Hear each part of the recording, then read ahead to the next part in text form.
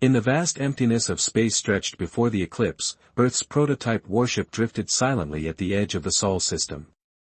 Unlike the sleek and imposing vessels of the galactic powers, the Eclipse was rough-hewn, its hull bearing the marks of hasty construction and last-minute modifications. "Status report," Captain Maya Chen said, her voice steady despite the tension that had settled over the crew. Lieutenant Davi Santos looked up from his console. "All systems nominal," he replied. "Captain, the quantum cascade drive is online but untested in combat scenarios. Engineering reports some fluctuations, but nothing beyond acceptable parameters." Chen nodded, betraying nothing of the anxiety churning within her. The eclipse represented 5 years of Earth's most advanced research, a desperate attempt to catch up to the technology of the established galactic powers.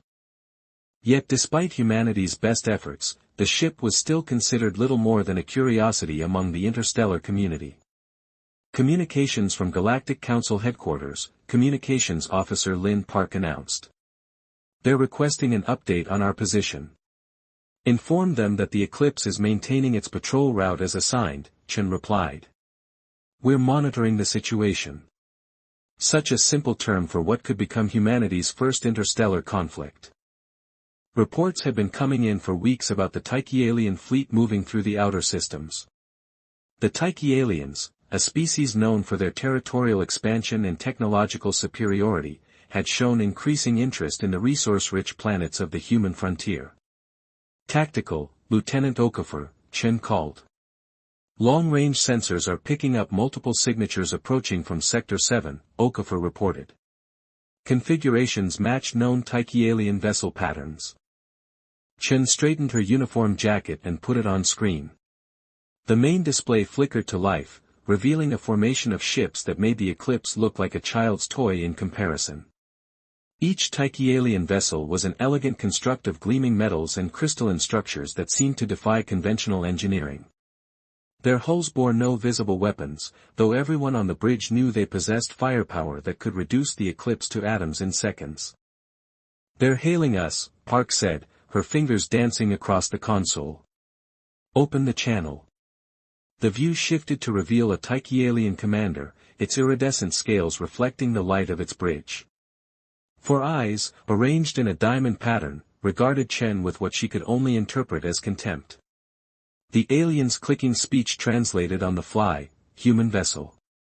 You have entered a zone now claimed by the Tyche alien ascendancy. Your presence is unwelcome. Withdraw immediately." "This is Captain Maya Chen of the Earth vessel Eclipse," Chen replied, her posture rigid. "You are approaching recognized human territory as established in the Galactic Accord of 2187. It is the Tyche alien fleet that must withdraw." The commander's upper eyes narrowed. The Galactic Accord was established by species with the power to enforce their claims. Humanity possesses no such power. "We have observed your vessel," the voice dripped with disdain, "a primitive construct with primitive weapons. The Tyche alien ascendancy recognizes no territorial claims from species incapable of defending them." The transmission ended abruptly, leaving the bridge in silence. "Well, that went about as expected," Lieutenant Santos muttered. "Lieutenant Okafor, distance to the Tyche alien fleet approaching the outer marker of the Jupiter defense perimeter?" Chen asked. 18 minutes at current velocity, Okafor answered. Chen activated ship-wide comms. "All hands to battle stations. This is not a drill, repeat, all hands to battle stations." The Eclipse hummed with activity as crew members raced to their positions. In engineering, Chief Engineer Viktor Petrov oversaw the final preparations of the ship's experimental weapon, the quantum cascade drive.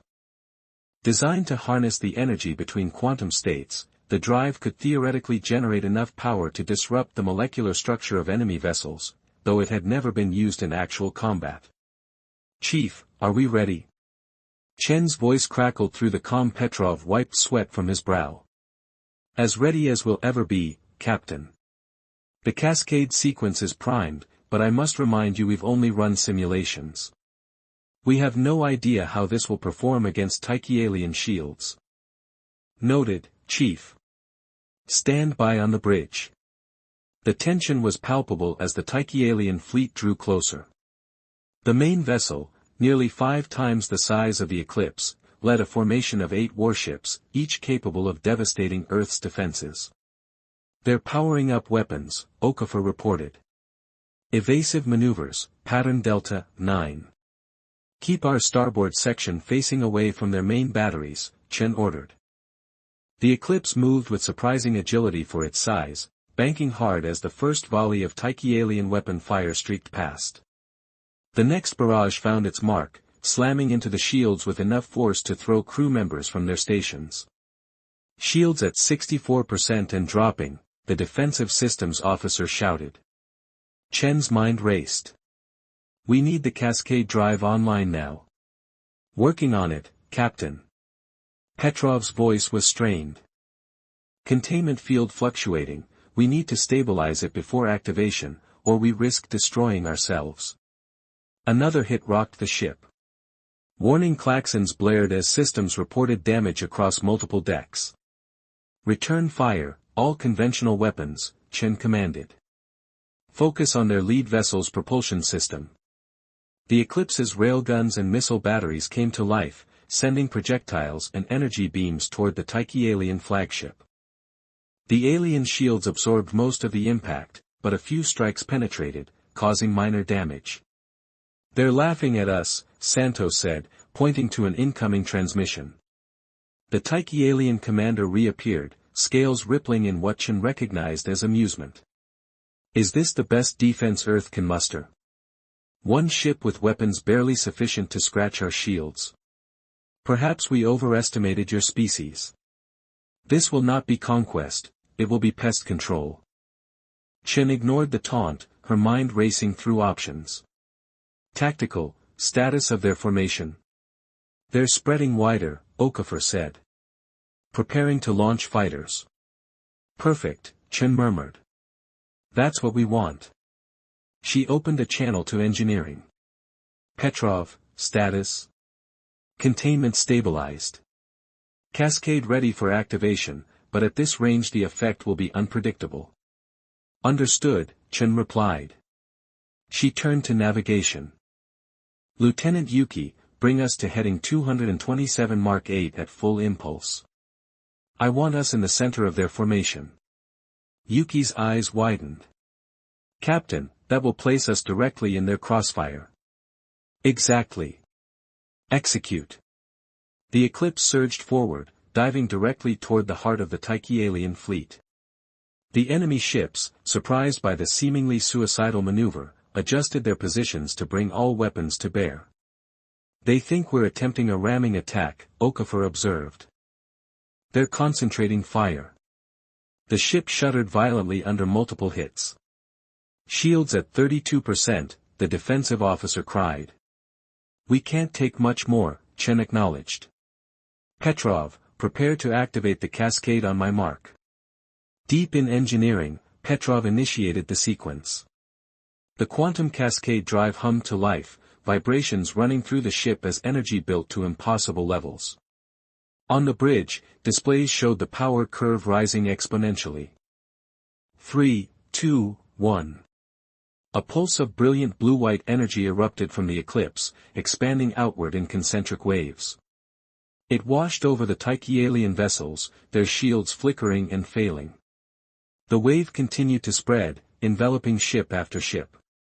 On the view screen, Chen watched as the molecular structure of the nearest Tyche alien vessel began to destabilize, its elegant hull warping and twisting as quantum energies disrupted the bonds holding it together.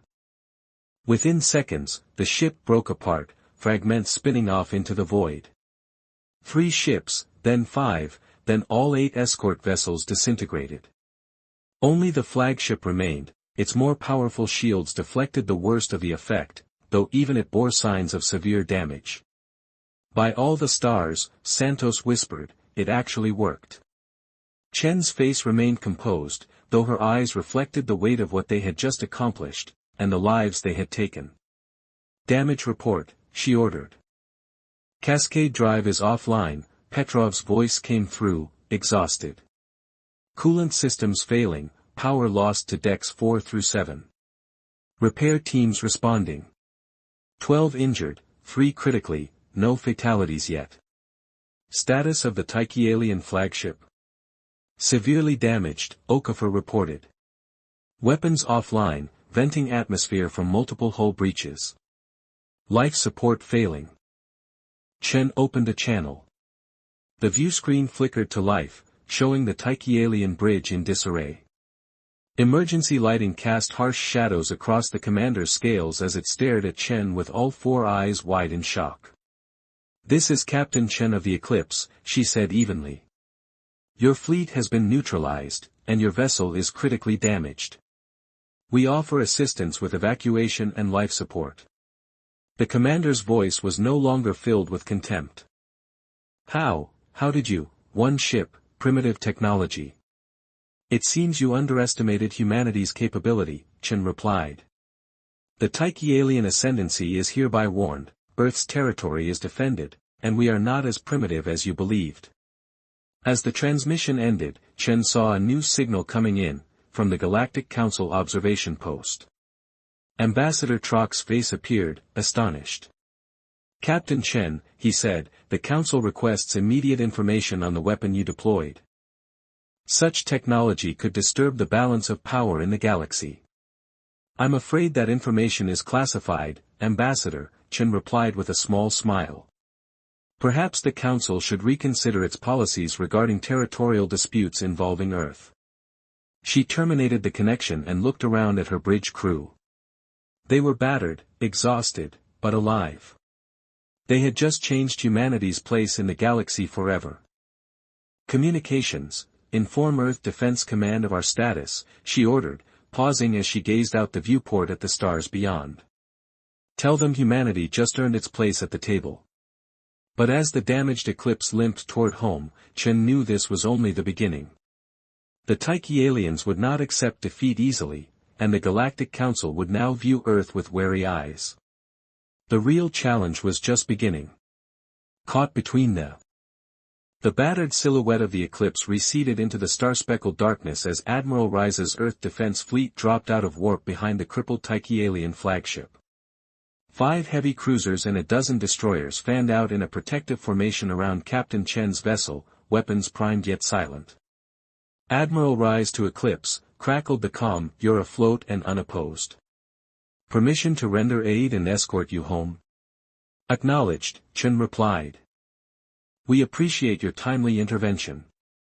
Stand by for transfer of injured and recovery of our experimental systems." Across the void, the Tyche alien flagship, its crystalline hull fractured by the quantum cascade's shock, slowed under the Earth fleet's imposing presence. Its commander's 4 eyes flickered with reluctance before it tapped its console and transmitted, "Earth vessels, we yield. Further resistance would be unwise." Within minutes, the 3 damaged Tyche alien ships that had survived the first assault limped to a stop, their crews beginning emergency repair protocols. Earth vessels moved in to secure the debris field, collecting survivors and the escaped fragments of fractured warship components. On board the Eclipse, Chief Petrov oversaw the transfer of critically injured crew to medical pods aboard the nearest destroyer. "All 9 recovered," he reported to Chen. "Our casualties are stable." Captain Chen allowed herself a momentary breath. "Thank you, Chief. Notify Engineering Command that will be docking for full systems diagnostics." As the Earth fleet shepherded the Eclipse and the Tyche alien vessels back toward human-controlled space, a chain of high-priority transmissions lit up every bridge console. Already, the news of humanity's unprecedented quantum cascade strike had rippled through the Galactic Council's network. Some member species expressed alarm, fearing a destabilization of the delicate balance of power. Others, like the long-weary Avon Consulate, sent cautious congratulations. But on Earth, the reaction was electric. By the time the flotilla arrived at the Jupiter defense perimeter, billions watched live feeds of the crippled Tyche alien ship surrendering. Street-side holoscreens in New Geneva blazed with the image of Captain Chen standing defiantly on her bridge as her single ship routed a superior force. The Galactic Accord's emblem flickered alongside the Earth banner, marking humanity's ascension from infant species to peer competitor. At Earth Defense Command Headquarters, General Wilson pounded her fist on the table as intelligence officers recounted the battle. 5 years of research, 20 minutes of combat, and we've rebuked a major power. How soon can we replicate that cascade drive across the fleet? Not soon enough, ma'am, came the cautious reply. Quantum cascade is still experimental. If anything, we need to negotiate technology sharing agreements before any mass rollout. Or we hand it to the Tyche aliens in reverse engineering kits, Wilson finished grimly. Schedule diplomatic talks with Ambassador Trock. Tell the Council we're open to revising the Accord's dispute resolution protocols, but only if our defensive capabilities are recognized as legitimate claims. Meanwhile, aboard the Eclipse, Captain Chen convened her senior staff in the command lounge, a small chamber with a panoramic viewport of the swirling gas giant below. Lieutenant Santos paced the length of the room. Captain, the crew is riding high on victory, but morale is fragile. They've seen what this drive can do, but they also saw us bleed. Park leaned against the table, nodding. We need to prepare them for the reality of political fallout. Some will call us heroes. Others, aggressors. Chen folded her arms. Agreed. We'll hold a full debrief. Tomorrow I'll address the crew personally. But first, we need to secure our ship. Victor, she turned to the engineer, how long before the Eclipse is seaworthy, spaceworthy again? Petrov rubbed his eyes. Hull repairs will take 3 days. Life support and propulsion another 2. The Cascade Drive. I won't lie, Captain, we may be grounded for weeks while we rebuild its containment matrix. Chen exhaled. Then we buy time. Admiral Rise has offered his flagship's engineering teams for assistance. Accept the aid. And begin internal training on rapid deployment of the Quantum Cascade Protocol. We need more vessels capable of that punch. Yuki tapped her data pad. I've plotted courses and safe jump points. Once they patch the engines, we'll resume our Jupiter patrol. Tyche alien reinforcements have retreated beyond the belt, they're licking their wounds. Chen nodded. Very well. Now, for the Tyche aliens themselves, Lieutenant Park, prepare a diplomatic communiqué for Commander Trell, no, the one replacing their fallen leader. Offer medical aid in exchange for recognition of our frontier colonies. Frame it as humanitarian, not coercion. As you wish, Captain, Park replied, her tone respectful but firm. Late that evening, Chen stood alone on the still damaged observation deck of the Eclipse. The stars seemed closer here, windows into the very crucible of human ambition. She remembered how 5 years ago, skeptics had scoffed at the Eclipse's crude hull and jury-rigged quantum experiment. Tonight, those stars glinted with possibility. Her comm chirped. Lieutenant Santos' voice came through, Captain, we have one last transmission. Ambassador Trock is on screen. The Council ambassador's countenance was unreadable. Captain Chen, we congratulate you on your ship's survival and the preservation of galactic peace. However, the Council formally requests that you surrender all information on the Quantum Cascade Drive for independent evaluation. You understand our concern for stability. Chen stared at the flashing hollow image, weighing her response. She thought of her crew, battered but unbroken, of Earth's billion hearts united in pride, and of the uncertain frontier that still lay ahead. Ambassador, she began, voice resolute, the Council's interest in stability aligns with Earth's own. We will provide raw performance data under a joint review panel, on one condition, the Council amends the Accord to include a clear right of frontier defense, explicitly recognizing emergent species technological parity. Only then will Earth share the keys to the cascade. Silence fell on the comm channel. Then Ambassador Trock inclined his head. Your terms will be conveyed to the Council. May wisdom guide us all. As the transmission ended, Chen allowed herself a small, tired smile. She turned back to the viewport, Earth's pale blue glow visible beyond Jupiter's rings. Humanity has fought for its place, she whispered to the stars. Now we must prove we can use that place wisely. And in that silent expanse, awaiting the storm of politics and new conflicts, the eclipse found its new purpose, not just as a weapon of last resort, but as humanity's vanguard, an emissary of resilience, innovation, and the unyielding will to defend what is ours. Over the next Earth Day cycle, the eclipse became both a symbol and a workstation. In Docking Bay 3 of the Jupiter Defense Station, engineers from Admiral Rice's flagship worked side by side with Chief Petrov's team, welding new hull plating, recalibrating the cascade drive's containment coils, and rewiring life support backups. Down the corridor, Lieutenant Yuki oversaw navigation recalibrations while Lieutenant Okafor ran live-fire drills with the station's railgun emulators, training other captains on tactics that exploited the cascade's disruptive pulse.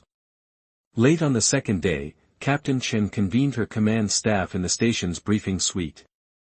Holographic schematics of the Taiki alien battle group hovered over the table, annotated with damage reports and estimated repair times. Council response is due in 20 standard hours, Park reported. They're deliberating our amendment request. Santos tapped a data pad. Intelligence suggests the Taiki aliens are quietly reinforcing their frontier outposts, probably preparing for a future strike. If the Council doesn't grant our defensive clause, they may claim our quantum cascade as an aggressive provocation. Chen folded her arms. Then the amendment must pass. Park, finalize our draft treaty language. Emphasize that quantum cascade is strictly a territorial defense technology, not a tool of conquest. Okafor leaned forward. We've also received a request from Earth Science Directorate. They want to study the cascade drive for potential civilian applications, power generation, medical nanofabrication.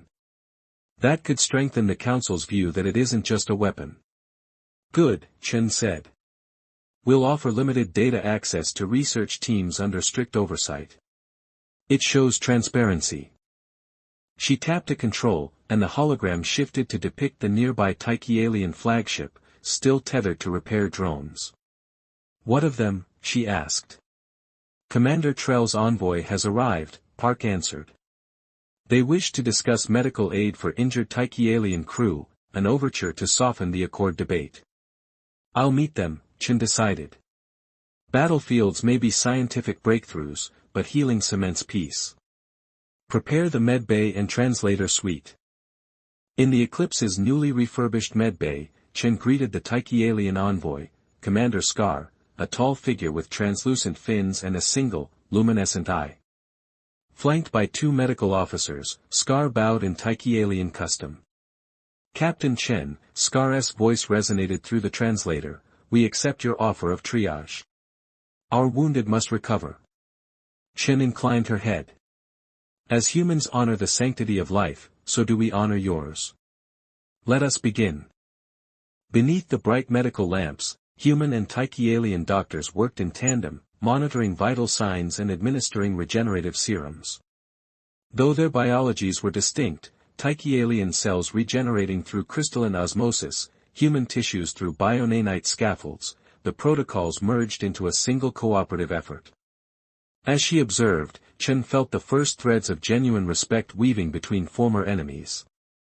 Meanwhile, in the marble-blasted halls of the Galactic Council's consular spire, Ambassador Trock argued Earth's terms before a 12-species assembly. Pro-Terra factions invoked the need to integrate emergent species into defensive alliances, conservative voices cited the risk of escalating armaments. In the end, a temporary clause was adopted. Article 12, Section 4A, frontier species with verified capacity for self-defense may deploy experimental territorial defense technologies under Council oversight, pending biannual review. Though the language fell short of Earth's full demand, it recognized humanity's right to secure its borders. Transmissions of the vote streamed to every human and Taiki alien command center, and across Earth's HoloNet the news sparked celebrations tempered by the sober promise of continued vigilance. Back aboard the Eclipse, repairs neared completion. Petrov reported that the Cascade Drive's containment matrix had been rebuilt with new superconductive alloys borrowed from the Earth Science Directorate, boosting its stability by 20%. Navigation charts were updated to include new, safe corridors through the Jupiter-Saturn belt, and railgun capacitors were overhauled for faster recharge. In her ready room, Chen drafted the final communique to Earth Defense Command. To General Wilson. Subject, Treaty Confirmation and Fleet Expansion. Respectfully. The Galactic Council has ratified limited frontier defense rights. I recommend immediate authorization to retrofit 3 patrol frigates with quantum cascade drives, under Council supervision, to secure our outer systems. Further, our joint human-Tyche-alien medical collaboration offers a model for future peacekeeping initiatives. She hesitated only briefly before hitting transmit. Then, donning her dress uniform once more, she assembled her crew on the Eclipse's upper deck. Below the crystalline shield windows, Jupiter's swirling storms glowed like molten marble. She looked at each officer, Park, Santos, Okafor, Yuki, and then at the assembled crew, faces streaked with grease and pride. Today, she began, we stand not only as warriors but as diplomats, healers, and pioneers. The galaxy has taken notice of Earth's courage, and our compassion. Let us carry this spirit forward, to defend our home, to mend what was broken, and to build alliances that endure. A roar of approval rippled through the vessel. Even the Tyche-alien doctors and engineers, still in transit back to their flagship, paused in the corridor to salute. As the Eclipse slipped free of the Jupiter station under its own power, shields renewed, engines humming smoothly, Chen took the con. She guided the ship outward, the Tyche-alien flagship in respectful escort to one side and Admiral Rise's cruisers trailing at a prudent distance.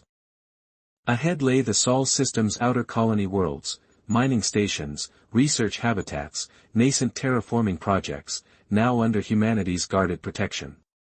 Beyond them, the dark expanse beckoned with uncharted stars and untold discoveries. Captain Maya Chen exhaled, eyes bright with resolve. Set course for Stanton Station, she ordered. Full impulse. The Eclipse responded, its war-scarred hull gleaming as it leapt into the next chapter of humanity's interstellar odyssey, proof that valor tempered by wisdom could indeed reshape the fate of worlds.